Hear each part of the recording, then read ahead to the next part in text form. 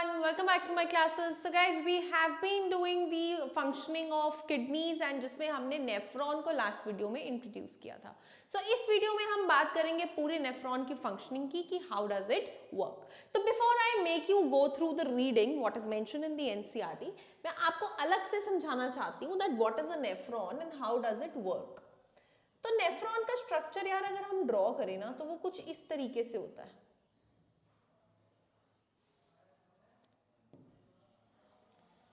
अब आपको दिखने में ये बहुत बड़ा लगेगा लेकिन it's very small in size. तभी तो आप देखिए कि किडनीज के अंदर ये मिलियंस है. They are so many. ठीक है. 10th में हम कुछ इस तरह का स्ट्रक्चर स्टडी करते हैं. दो आप 11th-12th में जाके जब एक्सक्रीशन पढ़ेंगे तो काफ़ी मॉडिफिकेशंस आती हैं and you will get to know that how it is actually design. But अभी मैंने आपको समझाने के लिए थोड़ा खुला खुला बनाया है and so that you understand it very well. ठीक है जी.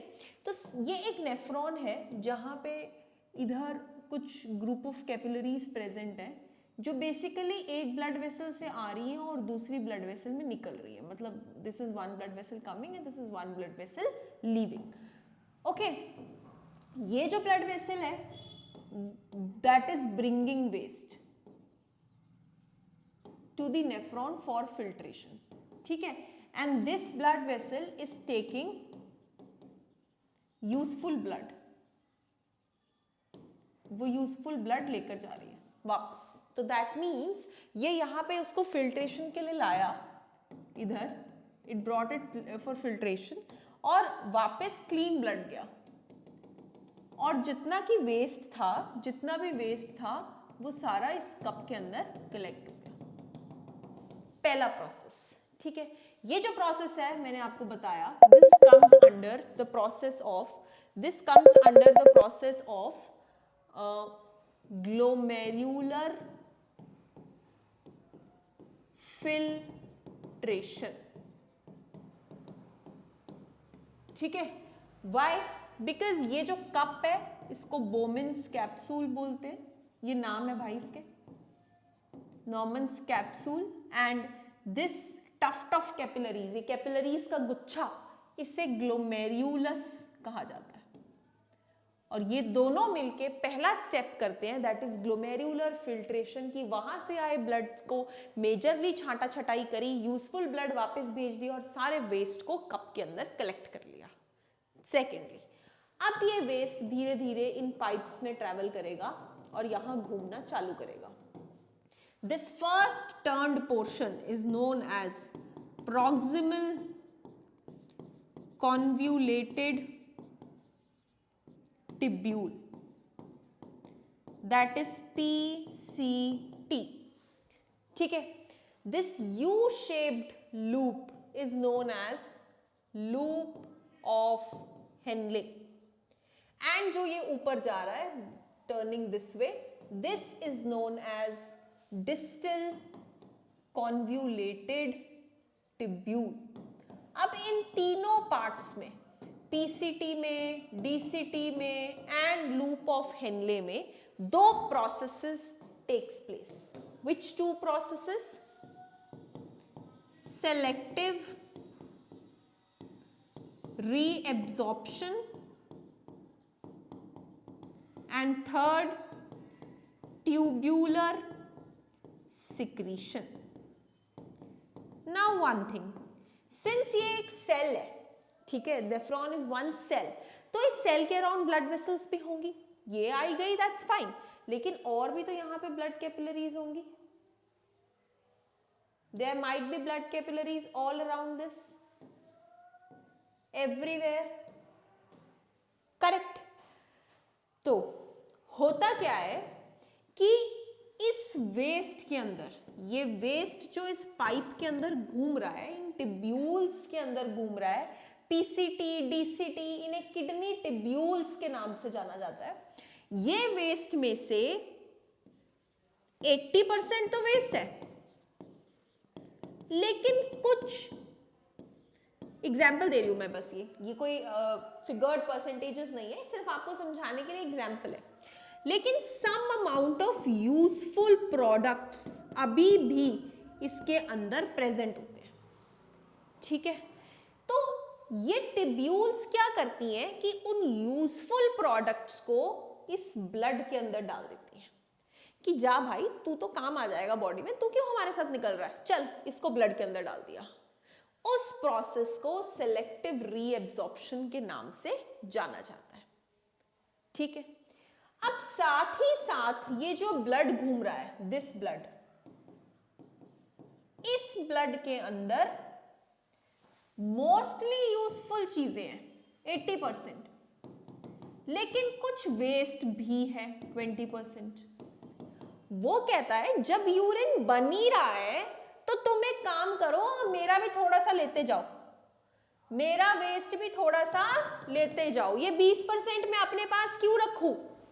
तो उस प्रोसेस को कहते हैं ट्यूब्यूलर सिक्रीशन। जो ट्यूब के अंदर आए, ट्यूब्यूलर सिक्रीशन, जो ट्यूब से ब्लड में जाए, this one, this is reabsorption. Reabsorption किस में होती है? रीएब्जॉर्प्शन होती है वापस से हमारे ब्लड के अंदर, और ट्यूब्यूलर सिक्रीशन होती है टिब्यूल्स के अंदर, किडनी टिब्यूल्स के अंदर, PCT, I am sorry, loop of Henley, DCT, ठीक है। यहां तक आते आते फाइनली हमारा यूरिन बन के रेडी हो जाता है। तो अब यहां इस पोर्शन में यूरिन कलेक्ट होना चालू हो जाता है, और इसीलिए इस डक्ट को कलेक्टिंग डक्ट बोला जाता है। एंड सिंस यहां यूरिन कलेक्शन होता है, this is the fourth step of urine, that is urine collection, कि यहां हमारा यूरिन कलेक्ट हो गया। अब इधर से ये जाएगा to ureter. This is a very basic explanation for a nephron कि हाउ डज इट फंक्शन, ठीक है जी, क्लियर। अब पढ़ते हैं। Each capillary cluster in the kidney, जो कैपिलरी था, इस वो cup shape and called Bowman's capsule के साथ अटैच्ड है, जो मैंने आपको दिखाया, see tuft cup shape Bowman's capsule के साथ। Each kidney has large number of units called nephrons, जो साथ में पैक्ड है। Some substances in initial filtrate, जो सबसे पहले ब्लड आया है, उसमें कुछ substances जैसे glucose, amino acid, salts, major amount of water, वो रीएब्सॉर्ब हो जाते हैं। मैंने बोला था ना यूजफुल सब्सटेंसेस, तो वो ये यूजफुल सब्सटेंसेस हैं जो ब्लड के अंदर रीएब्सॉर्ब हो जाते हैं। और अमाउंट ऑफ वाटर जो रीएब्सॉर्ब होना है वो डिपेंड करता है कि बॉडी के पास ऑलरेडी कितना है। अगर बॉडी के पास पानी कम है तो यूरिन बनते समय ज्यादा से ज्यादा पानी बॉडी अपने पास ही रोक लेती है, ठीक है। बट अगर बॉडी में ऑलरेडी वाटर की परसेंटेज ज्यादा है तो जब यूरिन बन रहा होता है तो आधे से ज्यादा पानी बॉडी निकाल देती है कि जा यार तू यूरिन के साथ जा, अभी तेरी जरूरत नहीं है और बाद में आ जाना, ठीक है। कंजर्वेशन मैकेनिज्म नहीं है। तो the urine formation in each kidney involves eventually enters a long tube. अब बन गया यूरिन, तो अब वो कहां जाएगा? यूरेटर। फिर कहां जाएगा? Urinary bladder. यूरिन तब तक स्टोर होगा जब तक pressure of expanded bladder leads to urge, मतलब पूरा प्रेशर बन गया है कि यार नाउ तो वी हैव टू यूरिनेट, तब जाके वो यूरिथ्रा से बाहर आएगा। ब्लैडर मस्क्यूलर है, ऑब्वियसली उसके अंदर कलेक्ट हो रहा है, वो डिस्टेंड हो रहा है, तो मस्क्यूलर ही हुआ, ठीक है। अंडर द नर्वस कंट्रोल, जैसा कि मैंने आपको लास्ट वीडियो में भी समझाया था कि हम कुछ टाइम तक वॉलंटरली उसे कंट्रोल करके रख सकते हैं, but beyond some time it becomes automatically involuntary and खुद से वो यूरिन रिलीज हो जाता है, ठीक है जी। So as a result we can usually control the urge to urinate, but for some time, after some time we have to urinate any how.